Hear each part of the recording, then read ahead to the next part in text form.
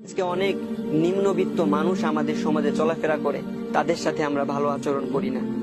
তারা আমাদের কাছে অর্থ সম্পদ চায় না, তারা আমাদের কাছে টাকা পয়সাও চায় না, কিন্তু তারপরেও কেমন যেন তাদের দিকে ফিরে আমরা একটা মুচকি হাসি পর্যন্ত দেই না, একটু হাসি মুখে তাদের সাথে কথা বলি না।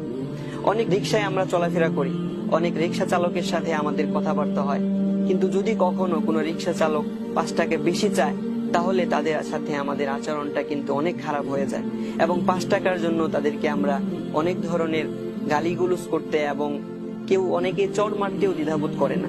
অথচ তিনিও তো আপনার মতো একজন মানুষ, তিনিও তো আপনার মতো রক্ত মাংসে গড়া একজন মানুষ। এটা তো আল্লাহ তাআলা করেছেন, আপনাকে পিছনে বসিয়েছেন আর তাকে সামনে বসিয়েছেন। তিনি চাইলে আপনাকে সামনে বসাতে পারতেন এবং সেই রিক্সা চালককে আপনার পিছনে বসিয়ে তাকে নিয়ে আপনাকে টানাতে পারতেন, কিন্তু আল্লাহ তাআলা তা করেননি। তো আল্লাহ রাসূল সাল্লাল্লাহু আলাইহি ওয়াসাল্লামের এই